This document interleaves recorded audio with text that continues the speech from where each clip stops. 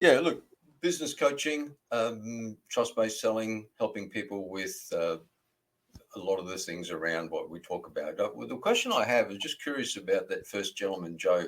It's along those same lines. What advice would you give to a financial advisor that deals with very high-end clients? They service them in multitude of areas. They seem like they're the one-stop shop for a lot of these high-end families, preserve their wealth, keep their legacy so they don't lose it internally within their family. A lot of these guys might mix socially and they have a lot of these gatherings where they get together.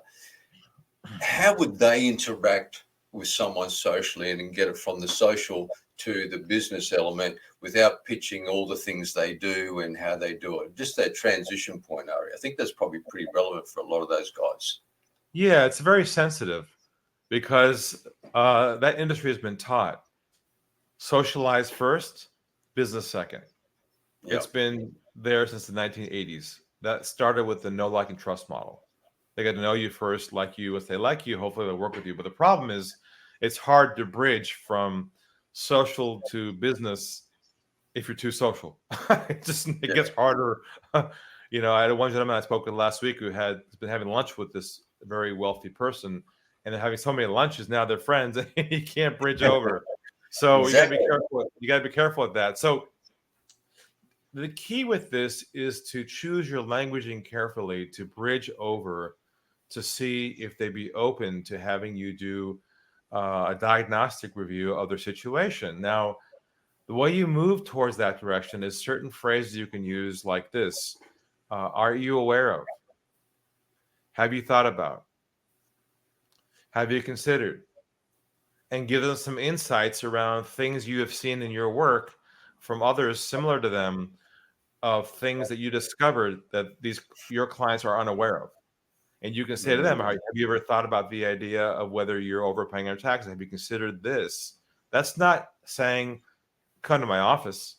You're giving them some help by using those phrases. So I would just plug those phrases in where appropriate and share some insights that you're discovering through your work that might help them, if that makes sense. So the key phrases again are, have you thought about? Have you considered? Are you aware of? It's like you're helping the person. And then from that could lead to happy to sit down with you. We can go through your situation and go from there. Okay. All right. No, I like that. So basically what you're saying is expose what they don't know now and just give them some examples of what they may be missing out on or hadn't thought of. From current clients now. Yeah. Example. Right. Yeah. That way it's not about them. You're just sharing with them what you're learning. Right. They go, huh, I never thought about that. Interesting. Yeah. Yeah. You guys say, well, have you thought about that for yourself, John? Have you considered the idea that maybe you have too much money in cash, whatever it might be? That's how you bridge into their world. Yeah. And obviously you don't want to spend too much time talking about it then. So you want to transition to let's get together and once they find that interesting and intriguing, then they start asking themselves, maybe you can help me with something.